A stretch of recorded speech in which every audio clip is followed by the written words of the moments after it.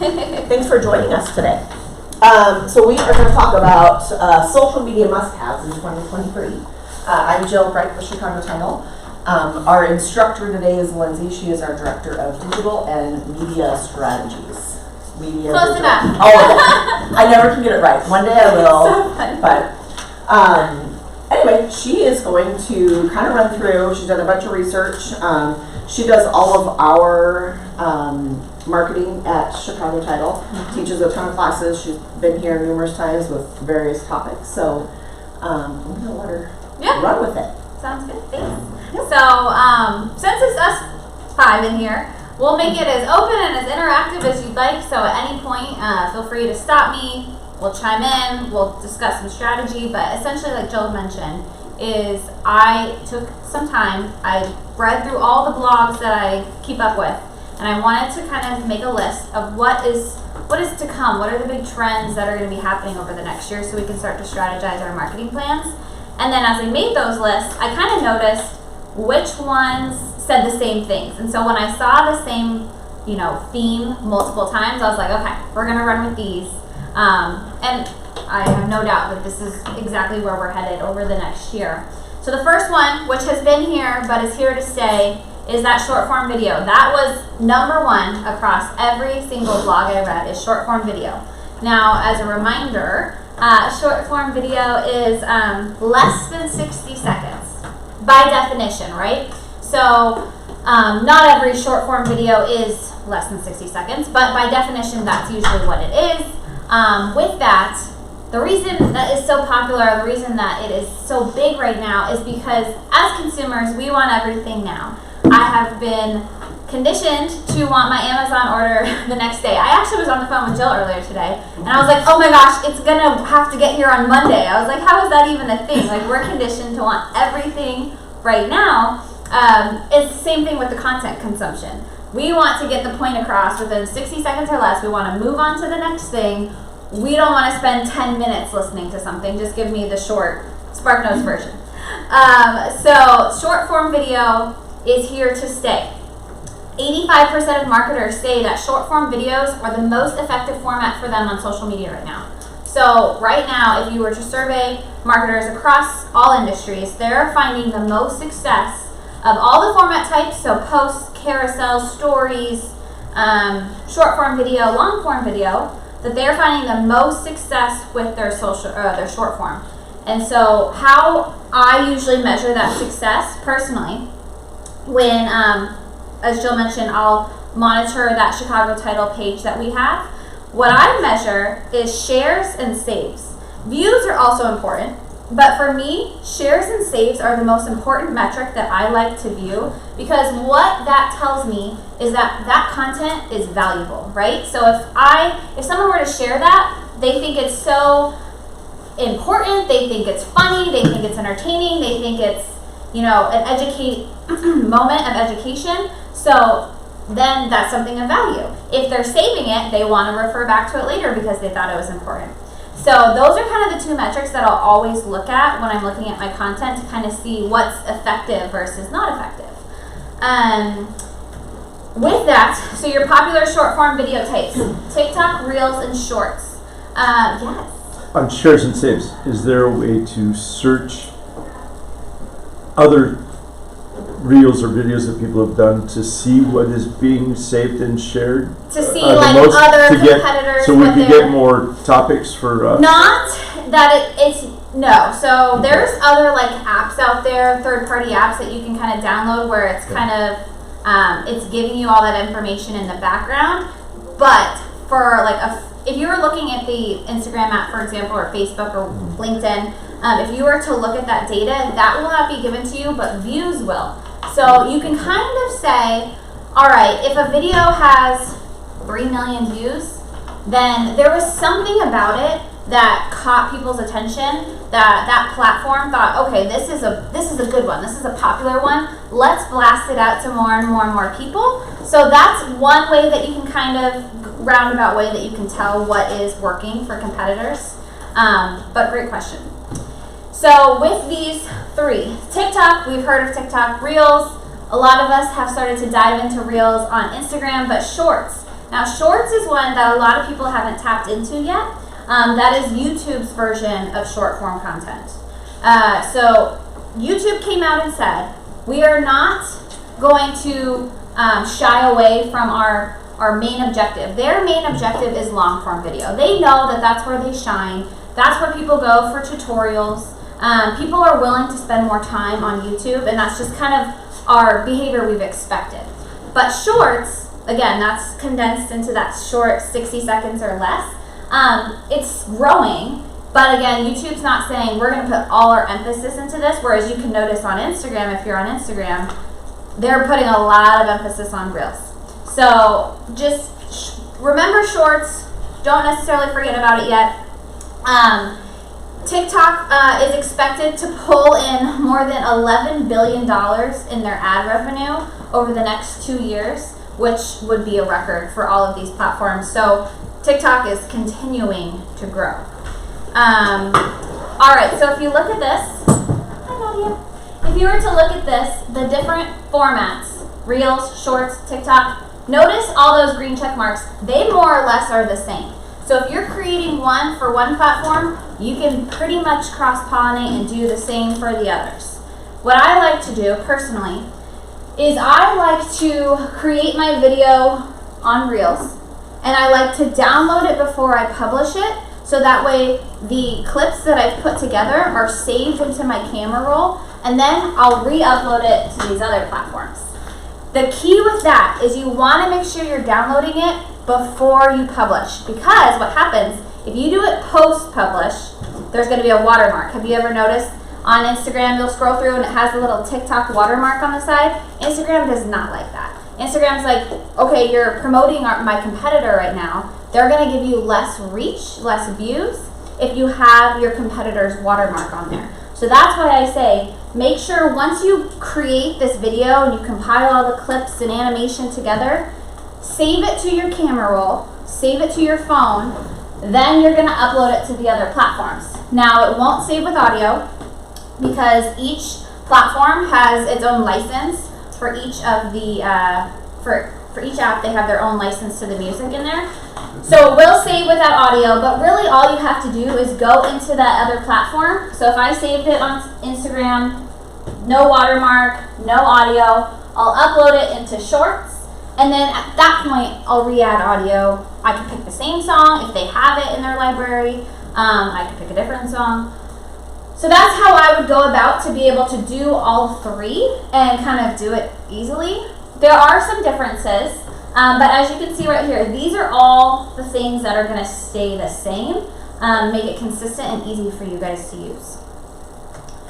Which one should I really focus on? Well, as I mentioned, it is kind of easy to do all. If you're doing one, it's easy to kind of hit all of them at the same time. But if you were to put more emphasis into one, here's some things to think about. TikTok, they let you do up to 10 minutes. Now, in my opinion, I don't think that's really considered short form video anymore. That's a lot of time to give to a video.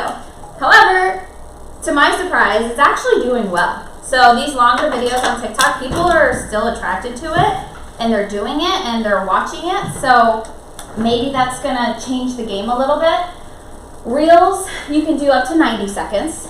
It used to be 30, it used to be 60, and every time TikTok increased their duration amount, then Instagram started copying them, so they're following them. And then Shorts, they're limited to 60 seconds right now. And just so you know, if you were to try to use TikTok right now and maybe you didn't see the 10-minute option, they roll their features out in increments where not all of us are going to get access to the same features at the same time. I might get it 1 month, Jill might get it the next month, Nadia might get it the following month, so it varies. So keep an eye on that. You'll see the age demographics. Now, I just put up what their largest age demographics are, but there is a range where each demographic is utilizing the app. So TikTok is a little bit younger, right? So 10 to 19, that's young. And then 20 to 29. So if I were like, okay, I'm making up a marketing strategy for this home, well, if it's an active adult community, I don't think I'm really going to be pushing it much through TikTok because I don't know if that audience is necessarily there. Reels, you're going to get a little bit older. That demographic, 25 to 34, is the largest demographic there. And then within YouTube, around 15 up to 35 is the largest age demographic. So those age ranges are really good for people who are kind of maybe like their next step home, or they're building a family. That's kind of your audience there. So when you're creating content, think about who your audience is and what they would be attracted to. This blows my mind and it kind of scares me, but the average time spent per day on these apps for their users, 52 minutes a day on TikTok, 53 on Reels, and 40 on YouTube. And so at first I'm like, that's just crazy. Like, that is a lot of time to be spent.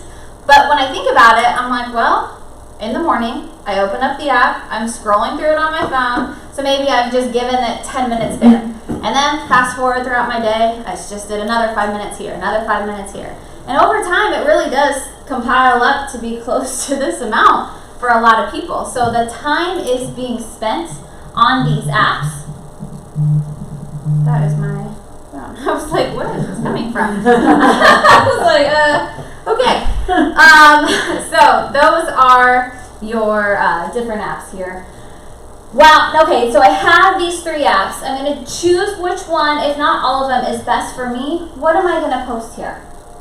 All right, so you have the day-to-day routine.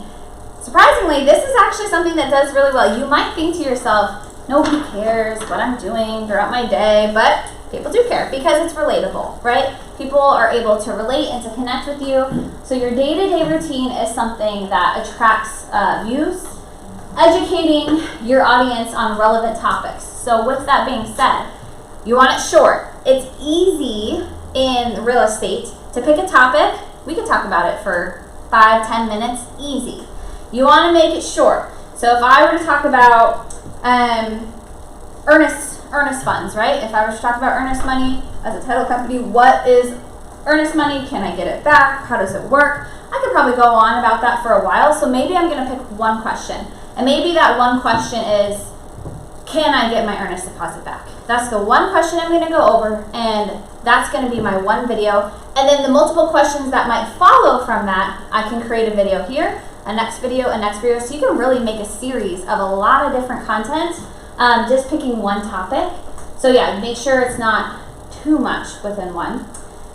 Spotlight your team. So maybe even if you don't have a team necessarily that you work with, your partners, your title partners, your lender partners, ask them, interview them, ask them questions. Right now, I mean, we just heard, was it yesterday, the day before, the new performing loan limits, right? So you could interview a lender partner and kind of talk about that.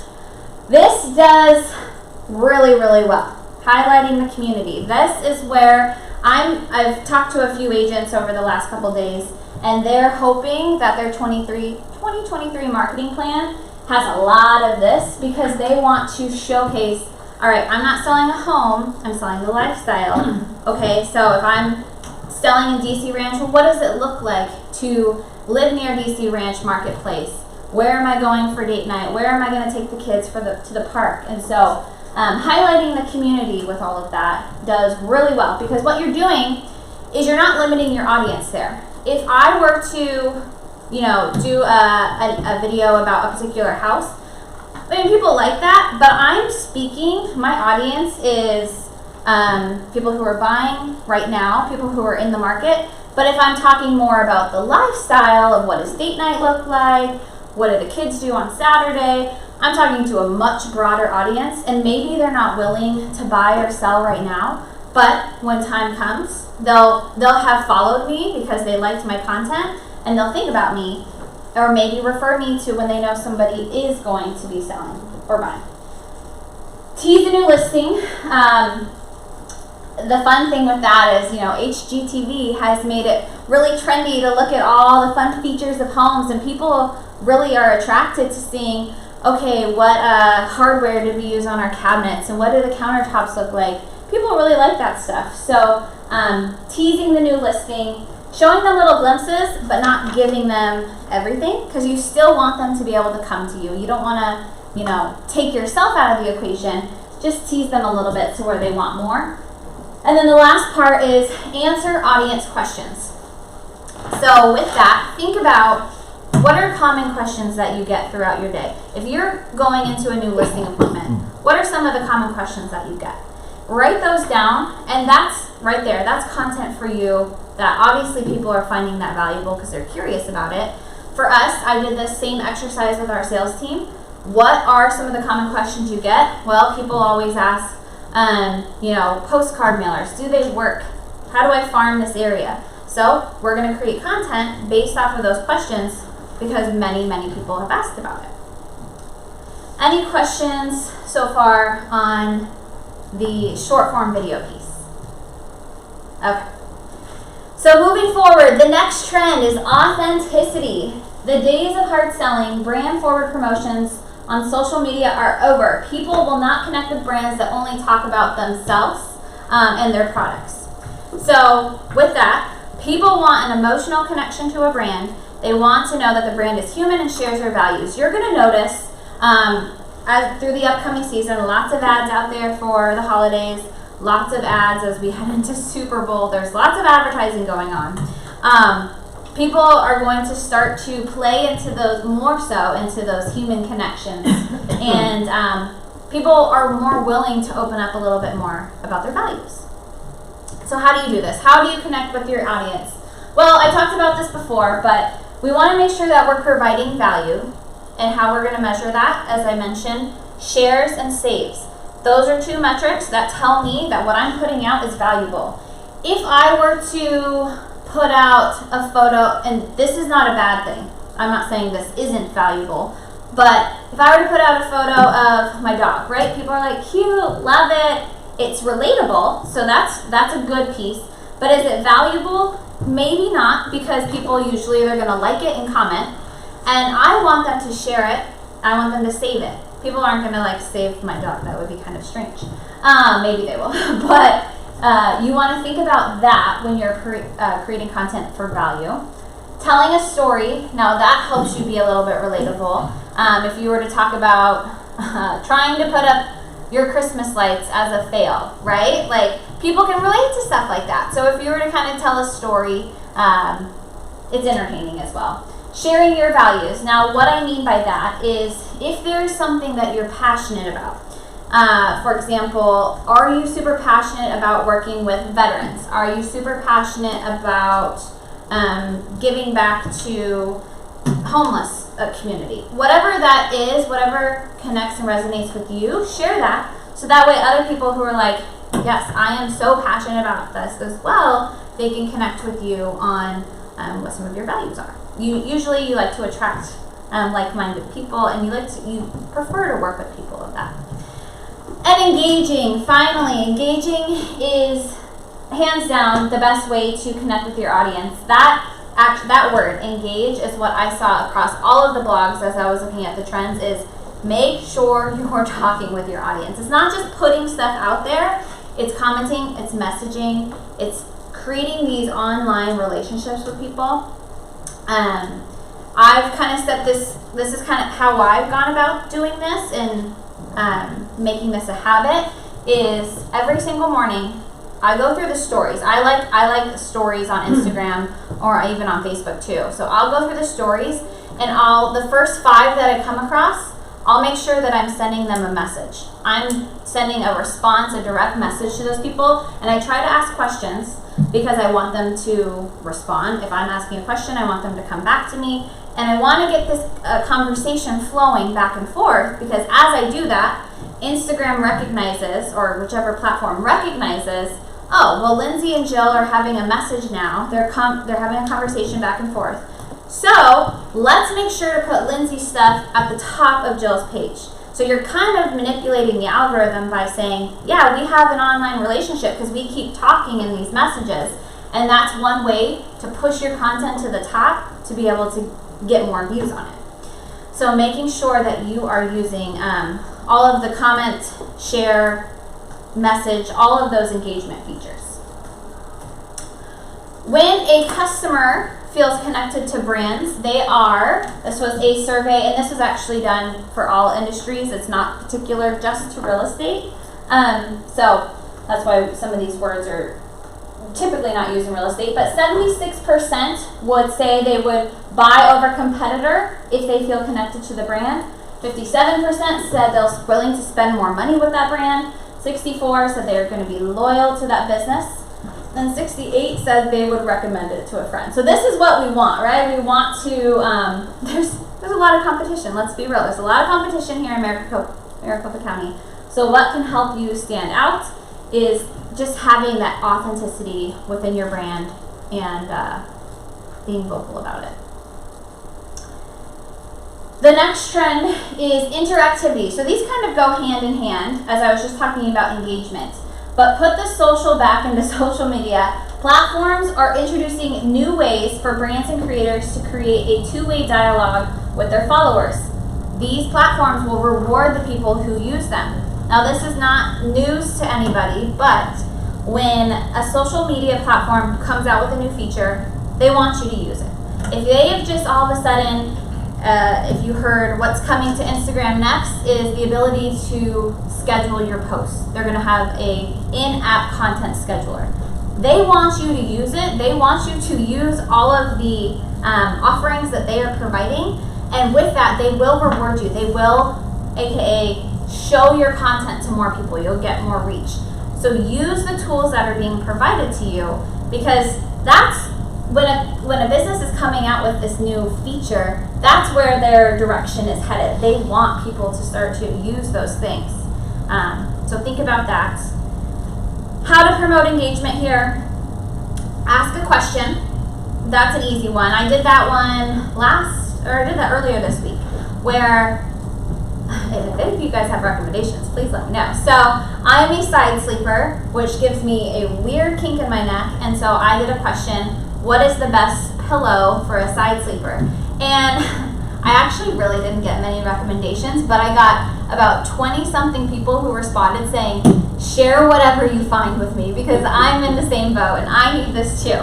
So while I didn't necessarily get my answer, I had a lot of people reaching out to me, and I was able to have conversations with them and be like, yes, I'm going to my chiropractor, and then I actually got my chiropractor referral just by having this conversation. So asking those questions, they can be silly. They don't need to be anything big. It's just, the idea here is to get people talking with you. Create polls. So polls, those are also very easy, because it's kind of, it's one way or the other. It's black or white. People kind of know what they prefer. So with that, on Thanksgiving, I did, do you usually eat your Thanksgiving dinner before 3 p.m. or is it later in the evening like a standard dinner time? And most people said usually before 3 p.m. And that's an easy one where you kind of know, you don't really have to think about it. You're like, okay, I know what time I eat my Thanksgiving dinner. And then with that, the people who said the opposite, I know who picked what. And I said, oh, okay, you eat it later. What time do you normally eat it? Do you do a lunch? Do you get, full heading into your Thanksgiving dinner? Again, it's nothing super innovative or crazy. It's just having that conversation. Sending messages, it's the same thing. When I do my polls, I look through what people have said, and I find ways to talk to them based off of their answers. Going live, that helps promote engagement, and generating quizzes. So this one's kind of fun. On Instagram, there is a quiz feature where you can go through and there's a right or wrong answer, whereas opposed to a poll, it's your opinion, it's subjective, you can choose what applies to you. But a quiz, there's a right or wrong answer, and I find one quiz that I think is kind of fun to do is like one of those 2 truths and a lie, where you tell people, okay, here's 3 things, which one is false about me? And then it gets funny conversations going back and forth. You can do quizzes about, like I said, the new loan limits. You could say, how much do you think that you are able to have with your conventional loans now? You can go through and do all that. Lastly, running contests. Running contests promote engagement. You'll see a lot of bigger brands do that, but you can do this as well, as maybe you are standing somewhere, as the example I gave earlier is DC Ranch Marketplace. Maybe you're there and you're standing in front of a fountain and you tell the audience, can anyone guess where I'm at? And then you're going to start to get some engagement. Maybe you're standing in front of this water fountain that's right next to Grimaldi's. And so whoever's the winner, first person to get it right is going to get $25 to Grimaldi's. Something like that is a fun way to get people to engage and respond with you. All right. Social support. So the demand for speed and personal attention is leading many brands to offer customer service through social media. Now, if you have ever looked at an airline's Twitter page, people love to complain about their airline experiences through Twitter. And Twitter, they'll be like, oh my gosh, I call it Southworst because they have messed up so many times, but Southworst, they blah, blah, blah, blah. And they actually have a crisis management team now for each of these big airlines. They have crisis management teams that will respond back quickly and say, I'm so sorry, here's your voucher, or whatever, however they make it right. So with that being said, more and more big brands are doing this. So consumers are expecting quicker responses via social media. We don't want to call a hotline and wait on the phone for however long. Maybe we're talking to a human, maybe we're talking to a robot, we don't know.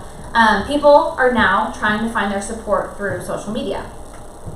90% of consumers look for an immediate response from a brand when they have a customer service question. We don't want to wait. We want everything now. As I talked about earlier with that short form content, is we are conditioned to want things now. Speed is everything. So how do we combat that? 22% of consumers want a response back within 1 to 2 hours. So think about that with your business. If you were to get a messenger, or if you were to get whatever sort of a text, a call, are you responding back within 1 to 2 hours? If you are not, here's some ways to help with that. Investing in a social media manager. Now that's expensive, right? So you kind of have to there's funds that go into that. But an alternative, if you don't have the resources to do so, is you can create a chatbot where a chatbot will automatically respond for you to a certain degree, right? You'll put in some preliminary questions that it knows how to respond back and get the conversation going, so people feel like they have at least started something with you.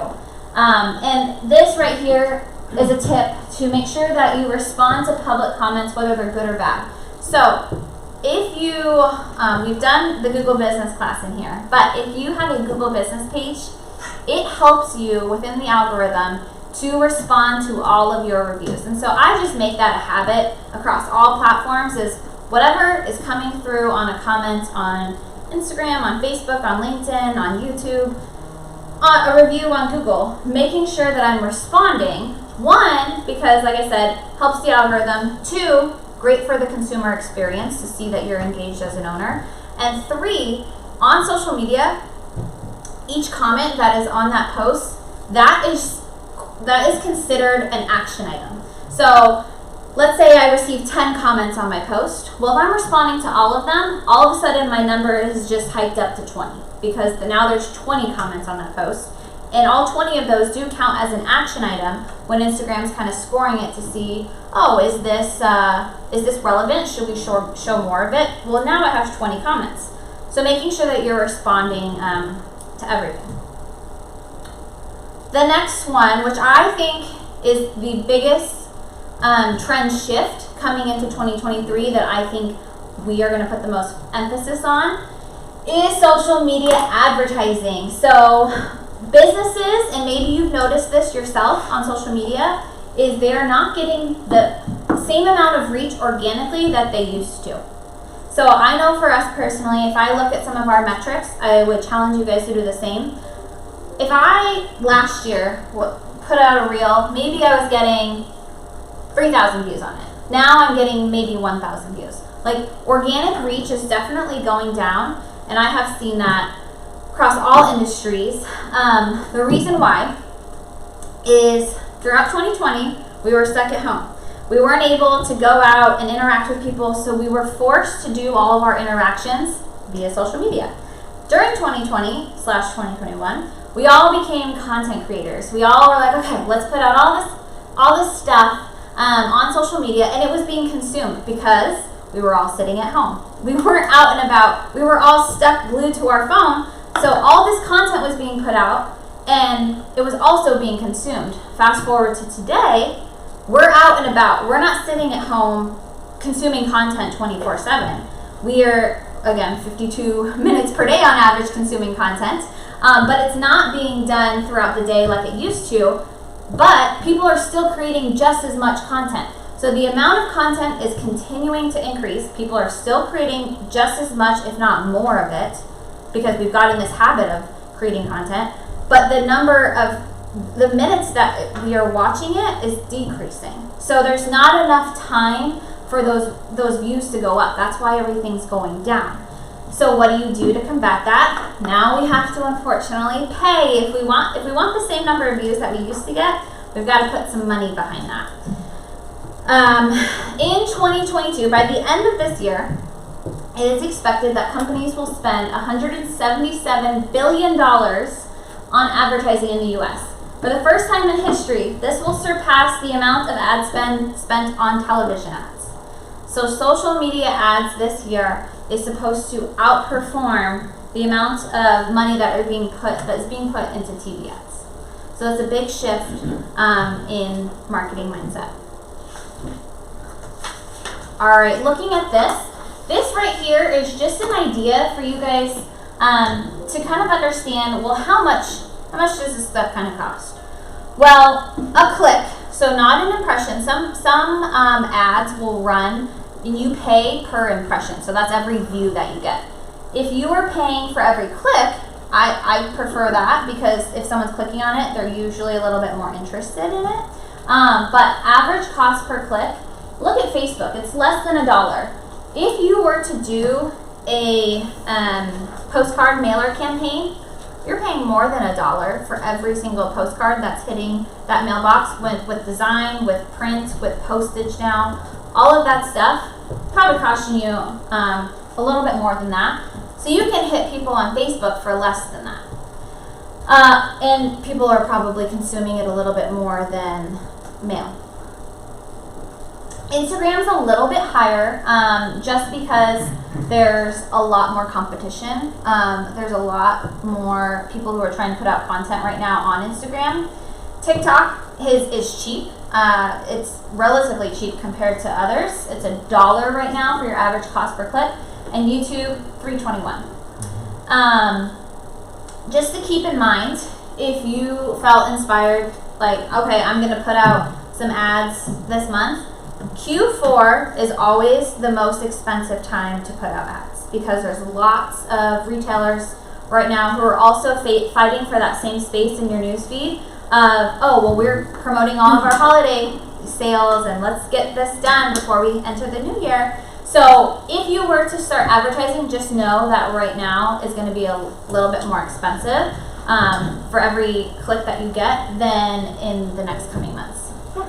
So on Facebook example, what campaign is a cost per click? Because mine is a cost per view, and mine will be right. You're right. Right now it's $1.46 per thousand. Okay. Yeah. So it's not a view. But it's a view, not a click. So some that was engagement. Not an engagement. That wasn't. That was just a awareness. It depends, on your objective. So. Brand awareness. So I think usually the lead ads and the messenger ads, those are based off of clicks. Okay. It just depends on your objective type. And when you set that up in the ad platform, you can kind of choose how you want to be billed. Is it per impression, aka view, or is it billed per click? Okay. And each platform varies. So how are we going to target? What are our best strategies when we are using social ads? I want you to note, I wrote down here, Facebook, Instagram, YouTube, and TikTok, all of them. They all have special ad category rules which prohibit discrimination. This has been put into place for a few years now. where because of our industry, we're in the housing industry, we cannot discriminate and serve ads to a particular group of people due to equal housing laws. So housing, employment, and credit, those three industries, we have restrictions. So we used to be able to say, all right, I want this age group. That's no longer a thing. We used to be able to say, oh, I want this household income. That's no longer a thing. We used to be able to do, there's so many options. The thing that I'm most bummed about is your location targeting. You could do a 1 mile radius. Now the minimum is 15 miles. So you've got a lot of roadblocks in the way of how you can target. So you are limited in interest targeting. So there are particular interests that I can say, okay, if anyone's looked at a page related to house hunting, I want to go after them. If anyone's looked at a page related to fixer-uppers, I want to go after them. There's a whole list of housing-related ones that we can go after, and that's one way that we can do it. By narrowing in on the people who have looked at pages related to topics in the real estate industry. But what I think is king, what I think is better, is that customer file upload. So with that, you're going to take an Excel spreadsheet. You're going to have that spreadsheet's going to have email addresses. When you upload it into Facebook, for example, Facebook's going to scan all of those emails and it's going to say, okay, we're going to map it to that person's account. So if my lindsayNsanchez@gmail.com is in there, it's going to map to my Facebook account, so I'm going to be shown that ad. So with that, you're going to get these email lists. Chicago Title, we have, and I'm going to get into that in a second, of the different types of lists we offer, but sending it to a particular group of people where I'm not necessarily just throwing it out to 85253 in a 15-mile radius and hopefully someone's interested in it, right? I want to be more strategic and methodical about who I'm going after. So these lists, you get to dictate them. And you can also do like a sphere list. I'll get there in a second. I'm kind of jumping ahead. But you can also retarget your page engagement activity. I like this. If I'm putting out content on a regular basis, this is helpful for me. So every time I put out a video, I can go back after the people who have shown interest in that video, who have watched more than 5 seconds, 10 seconds, 15 seconds, whatever I decide. So let's say I have a listing and it's just been sitting, and it's been sitting for a while, and I can say, okay, well, I did put out a video for that a couple months ago. I want to re-show this to all the people who watched that video. So Facebook keeps track of all that. They know who's been engaging with your stuff, and it's going to show it directly to those people.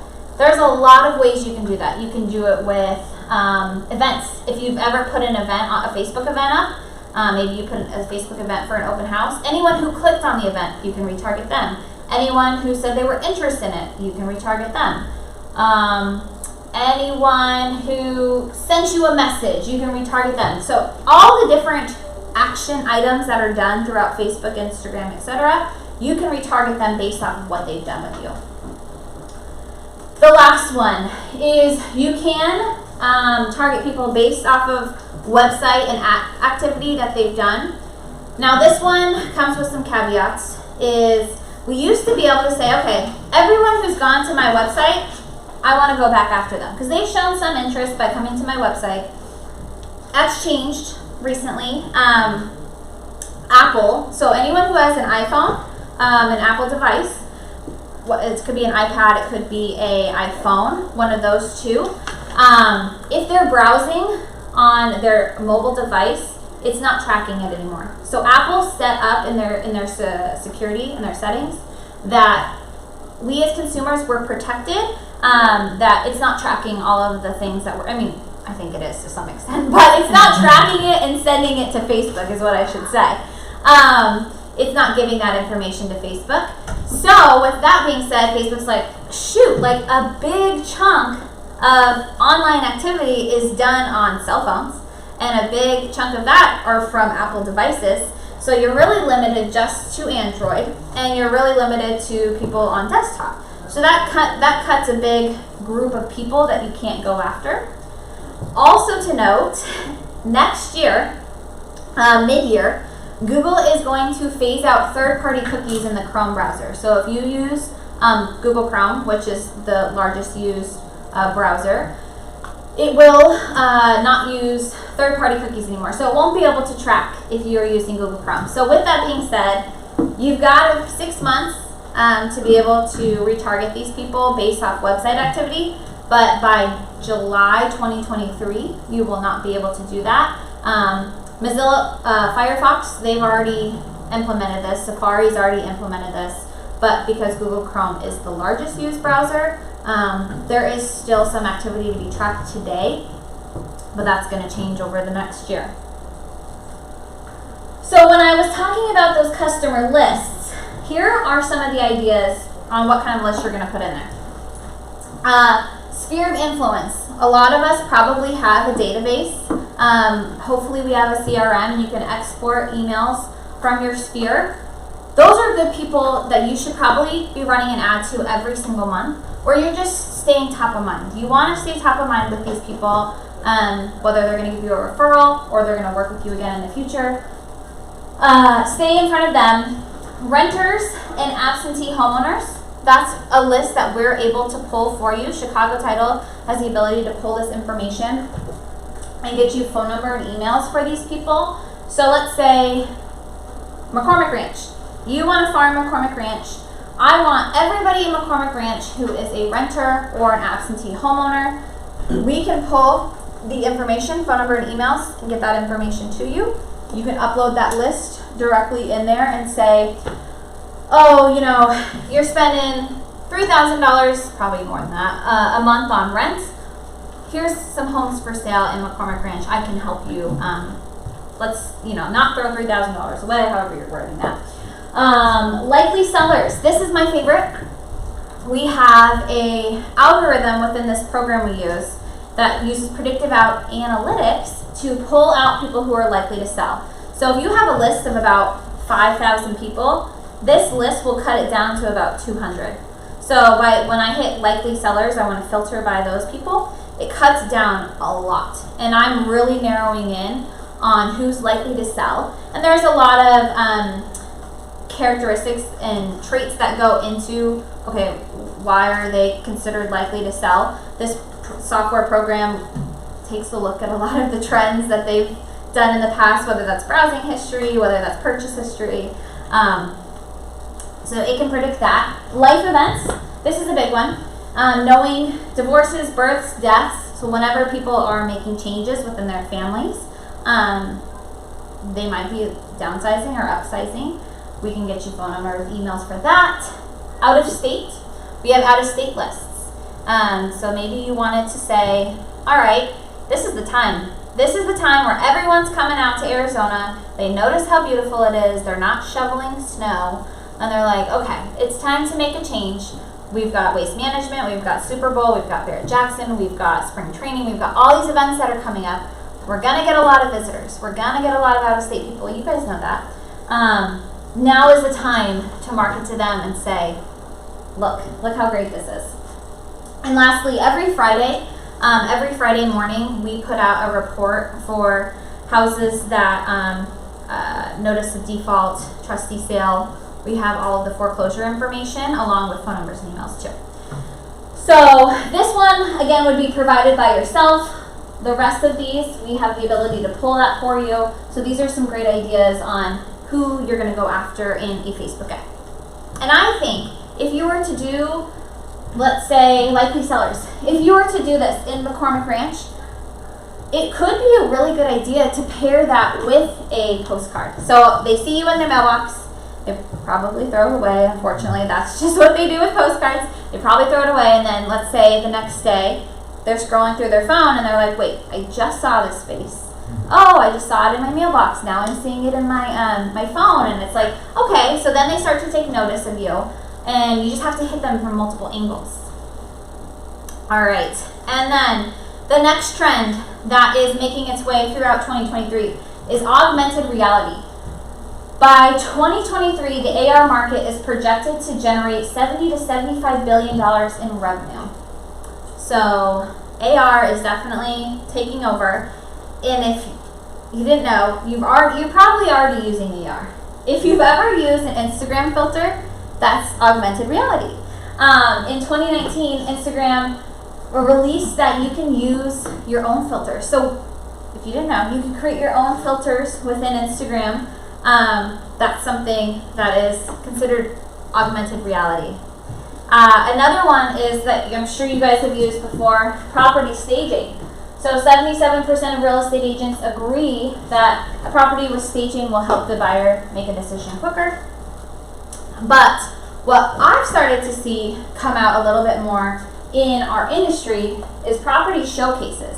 So there's now opportunities where people can put on VR headsets and they can kind of tour the property. I could be here and I could, within an hour, tour 10 different properties without having to go to each one of them. Of course, that's some bucks that you gotta put behind that. You've gotta get the tour actually created for the VR headset, but as well as to purchase the VR headset. So that is to come, but think about that. These are some of the things, these are some of the new players that are coming out to our industry that you want to be aware of, and kind of start to think about how you can incorporate AR into your marketing plan. So to wrap this up, I want to go through this checklist of what, after everything we talked about today, what do you need to do heading into 2023? We've got 1 month, exactly 1 month left to get this marketing, this business plan together. 1, create your social media ad strategy. I want you guys to think about which platform speaks to you. Where is your audience at? And if you were to put money behind, maybe you set your budget and you're like, all right, I could spend $300 a month on social media ads. All right, which platform is best for you, and who do you want to go after? Whatever that audience is, I want you to kind of start to formulate a plan to continue to stay in front of that particular audience. Implementing more short form video. All right, well, if my audience is we'll say the moving up home buyers, people who are starting families, they need a little bit of a bigger house. All right, well, what kind of video format or what kind of video content am I going to put out that's going to speak to them, that they'll save it, and I'll get more views on my video. Be vulnerable when you create that content. So maybe if that's the case, you're sharing a little bit about your story. Maybe it's kind of like a funny / traumatizing story where you're like, okay, the first 8 months, I got this many hours of sleep with a newborn. And you kind of talk about it, but then you talk about, okay, well, here's this, space that I made in my home to kind of help me relax during the little bit of sleep I had. And so you're able to draw and create a story, be vulnerable. Come up with a plan to engage with your followers once per day. So I told you my plan is in the mornings. I will go through stories at the top of my Instagram feed, and I will make sure that I'm messaging at least 5 people, create that strategy to make sure that you're talking with people every day. And then lastly, just start to take note of different AR that's around you, different ways that you could maybe utilize augmented reality into your day-to-day business, because I mentioned as consumers, we are wanting things now, we're wanting things fast, convenient, easy. We want DoorDash on our door, we want Amazon next day, we want everything now. So that AR really helps make that come to life, where consumers can get things fast. And so those are the things that I'd love for you guys to be able to take away today and get that implemented into your strategy next year. Any questions? Good stuff. Well, there's still more food if you guys are still hungry.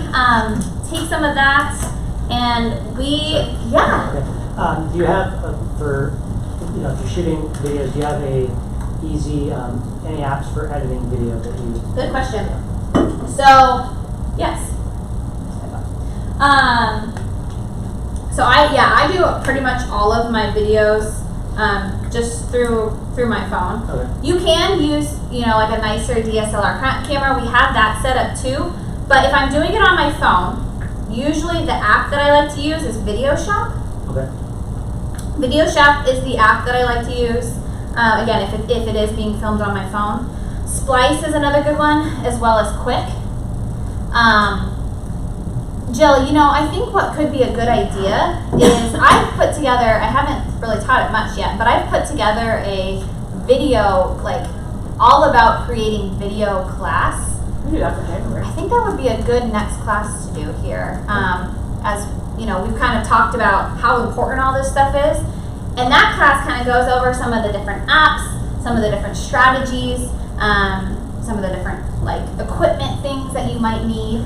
That would be a good one. But yes, sorry, to answer your question, those are the couple apps that I use if I'm doing Shop filming. Slice, and what was the other one? Quick, Q-U-I-K, there's no C in there. Thank you. There's also templates like Mhm. built in Into like Reels. into Instagram, Okay. so you can do like take pictures and videos, and Okay. then it already has like a song built in, so it makes it super easy. I can show you. So, have you ever used a template in there? No, not really. Yeah. It is really easy, and that's a really great way. Here's one right away. So as soon as I open up Reels, you'll look at the very top of the caption. It Okay. says Use Template. Okay. So if I click on it, Okay. it's going to say, all right, your first clip is 1.7 seconds, 1.6, 2.9. Okay. All I have to do is take it from my camera roll Okay. and put it in there. Okay. That's it. So I don't have to do any editing.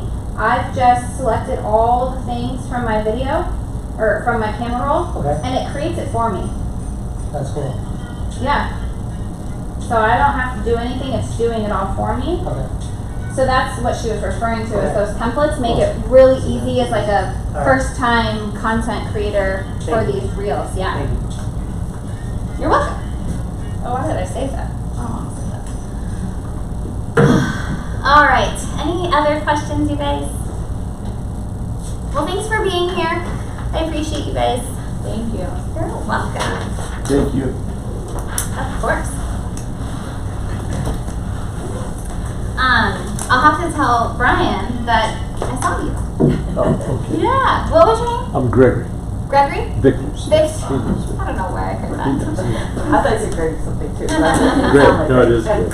Yeah. Well, it was really nice to meet you. Thanks. And yeah, I'm gonna have to let Brian know we saw you. Yeah. Have fun. Thank you. Thank you.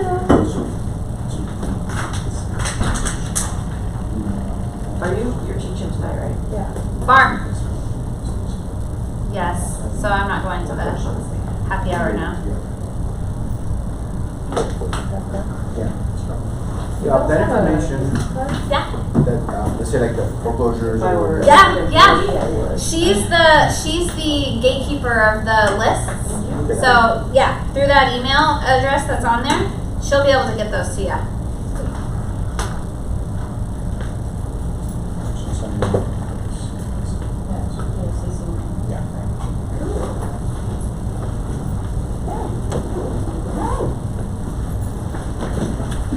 Thank you. Yeah, thanks for being here.